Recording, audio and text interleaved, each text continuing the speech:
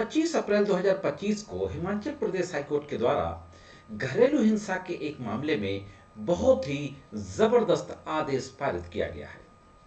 इस आदेश से उन तमाम पीड़ित पतियों को जिनके खिलाफ डोमेस्टिक वायलेंस एक्ट के तहत कोई ऑर्डर हो जाता था, मेंटेनेंस का ऑर्डर हो या कंपनसेशन का ऑर्डर हो, और उस ऑर्डर का पालन ना करने पर क्रिमिनल केस रजिस्टर्ड हो जाता था, उन सभी लोगों को इस जजमेंट से बहुत राहत मिलेगी। मैं यूं कहूं कि एक केस लॉ रूलिंग के रूप में आप इसको अपने केस में इस्तेमाल कर सकते हैं। तो साथियों, आज के इस एपिसोड में हिमाचल प्रदेश के इसी जजमेंट के बारे में बातचीत करने जा रहा हूं। दोस्तों, मैं करीम अहमद सिद्दीकी एडवोकेट स्वागत करता हूं आप सभी का आपके अपने YouTube channel legal and social awareness में। तो बहुत महत्वपूर्ण जानकारी है, जुड़े रहे आखिरी तक, देखते हैं कि पूरा मामला क्या था और फाइनली हाईकोर्ट के द्वारा किस तरीके का आदेश पारित किया गया। दोस्तों, हाईकोर्ट के आदेश और वहां जो केस गया उसके फैक्ट के बारे में बातचीत करें उससे पहले हम देखते हैं कि इस संबंध में कानून क्या कहता है। डोमेस्टिक वायलेंस एक्ट में सेक्शन 2 में डेफिनेशंस दी गई हैं, ढेर सारी डेफिनेशंस दी गई हैं। कौन विक्टिम होगा, कौन रिस्पोंडेंट होगा, डोमेस्टिक रिलेशनशिप क्या होगी। उसी में से एक सेक्शन 2 की क्लॉज ओ में प्रोटेक्शन ऑर्डर की डेफिनेशन दी गई। हाँ दोस्तों, और प्रोटेक्शन ऑर्डर की डेफिनेशन में ये कहा गया है कि प्रोटेक्शन ऑर्डर मींस जो कि सेक्शन 18 में कहा गया है, यानी सेक्शन 18 में जिस ऑर्डर का जिक्र किया गया है डोमेस्टिक वायलेंस एक्ट में, वही प्रोटेक्शन ऑर्डर होगा। तो जाहिर है कि सेक्शन 18 में प्रोटेक्शन ऑर्डर के बारे में डिटेल में बताया गया है।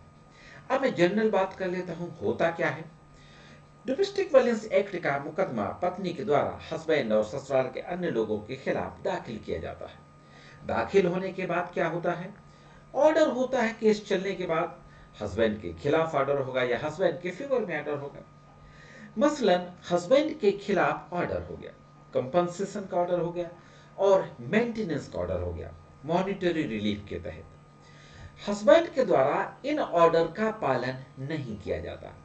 तो इस संबंध में कानून ये कहता है कि अगर प्रोटेक्शन ऑर्डर को ब्रीच किया गया है तो सेक्शन 31 के तहत यह पेनाल्टी होती है, 1 साल तक की सजा हो सकती है। एक कॉग्निजेबल ऑफेंस होता है। सेक्शन 32 में कहा गया है कि यह कॉग्निजेबल और नॉन बेलेबल ऑफेंस होगा सेक्शन 31 का तहत। और सेक्शन 31 के तहत जो कॉग्निजेबल नॉन बेलेबल ऑफेंस होता है, मजिस्ट्रेट इसमें कॉग्निजेंस ले सकता है। कॉग्निजेंस सेक्शन 34 के तहत कॉग्निजेंस ले सकता है और क्रिमिनल प्रोसीडिंग इनिशिएट करके हस्बैंड के खिलाफ क्रिमिनल प्रोसीडिंग चला सकता है। तो यह तो रही कानून की बात, जो प्रोविजन दिए गए हैं protection of women from domestic violence act में।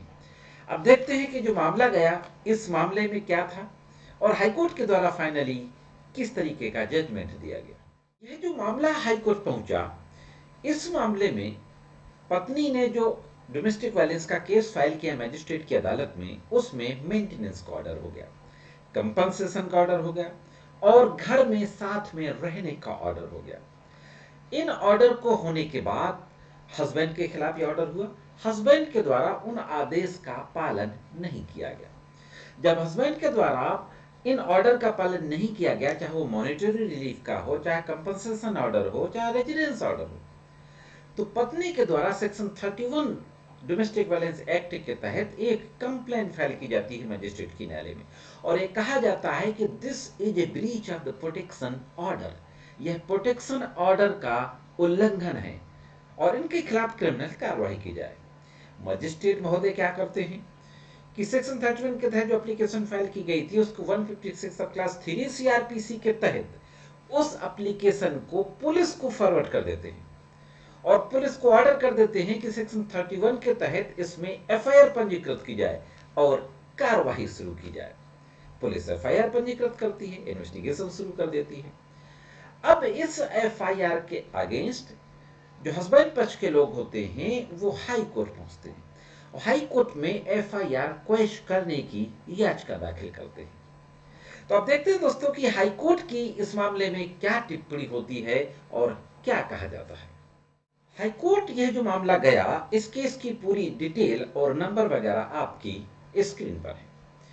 हस्बैंड पक्ष के लोगों के द्वारा हाईकोर्ट के समक्ष महत्वपूर्ण तर्क दिए गए और तर्क देते हुए यही कहा गया कि संरक्षण आदेश के तहत मॉनिटरी रिलीफ और रेजिडेंस ऑर्डर कंपनसेशन ऑर्डर नहीं आते। यानी सीधी सी बात है कि अगर मेंटेनेंस का ऑर्डर हुआ घरेलू हिंसा में, क्षतिपूर्ति मुआवजे का ऑर्डर हुआ घरेलू हिंसा में, या एक ही गृहस्थी में साथ रहने का ऑर्डर हुआ है, तो यह आदेश प्रोटेक्शन ऑर्डर नहीं माने जाएंगे। प्रोटेक्शन ऑर्डर क्या माना जाएगा? जो सेक्शन 18 डीवी एक्ट में कहा गया है वही प्रोटेक्शन ऑर्डर माना जाएगा। और चूंकि यह प्रोटेक्शन ऑर्डर नहीं है, मेंटेनेंस का ऑर्डर, कंपनसेशन का ऑर्डर, इसीलिए इस मामले में सेक्शन 31 की कार्यवाही इनिशिएट नहीं की जा सकती।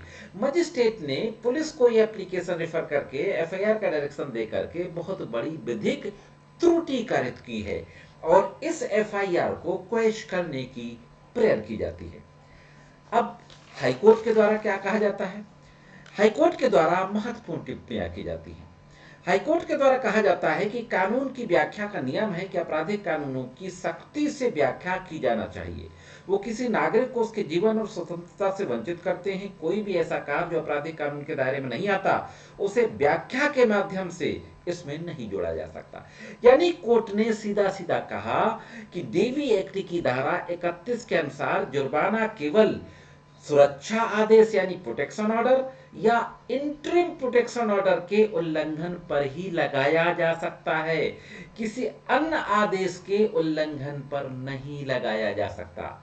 हाँ दोस्तों, महत्वपूर्ण बात कही हाईकोर्ट ने कि प्रोटेक्शन ऑर्डर के उल्लंघन पर या इंटरिम प्रोटेक्शन ऑर्डर, आप जानते हैं कि सेक्शन 23 के तहत इंटरिम ऑर्डर होता है।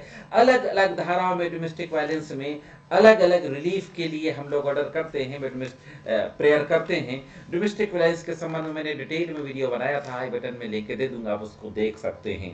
मैं यहाँ पे आपको बता दूं बहुत ही ब्रीफ में कि सेक्शन 21 के तहत हम कस्टडी ऑर्डर की मांग करते हैं, 20 के तहत रिलीफ, मॉनिटरी रिलीफ यानी मेंटेनेंस क्लेम करते हैं, 22 में कंपनसेशन ऑर्डर और 23 में इंटरिम ऑर्डर।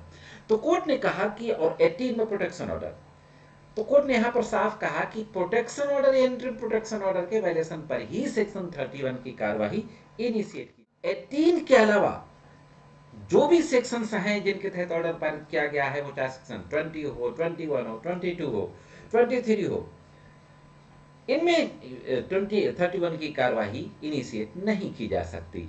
और आगे कोर्ट ने कहा कि धारा 18 के तहत महिलाओं को हिंसा की किसी भी घटना से बचाने के लिए सुरक्षा आदेश पारित किया जाता है। यानी सेक्शन 18 जो प्रोटेक्शन ऑर्डर है वो हिंसा से बचाने के संबंध में है। प्रोटेक्शन ऑर्डर क्या होता है, इस पर डिटेल में हम किसी और वीडियो में बातचीत करेंगे। तो दोस्तों, यह कहते हुए हाईकोर्ट की बेंच ने एफआईआर को क्वैश करने का ऑर्डर किया। तो हिमाचल प्रदेश हाईकोर्ट ने एक प्रिंसिपल लेट डाउन कर दिया कि प्रोटेक्शन ऑर्डर सेक्शन 18 का ही होगा। इसकी व्याख्या की विदर्भ इंडस्ट्रीज पावर लिमिटेड बनाम एक्सिस बैंक लिमिटेड 2022 का सुप्रीम कोर्ट का मामला था। इस मामले के हवाले से इस प्रोटेक्शन ऑर्डर की, वर्ड प्रोटेक्शन ऑर्डर की व्याख्या की, इंटरप्रिटेशन किया।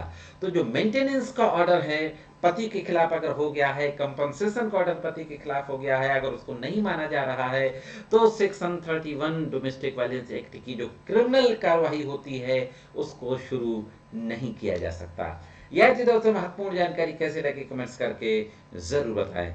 मेरे द्वारा जो कानून में महत्वपूर्ण जानकारियां दी जाती हैं, अगर आप इससे लाभान्वित होते हो, आप अपने अधिकारों के प्रति जागरूक होते हो, तो चैनल को सब्सक्राइब करके घंटी के बटन को दबाकर ऑल पे जरूर सेट कर दें और वीडियो को लाइक और शेयर अवश्य कर दें। आज के इस एपिसोड में सिर्फ इतना ही। जुड़े रहिए अन्य वीडियोस देखने के लिए लीगल एंड सोशल अवेयरनेस के साथ। बहुत बहुत धन्यवाद।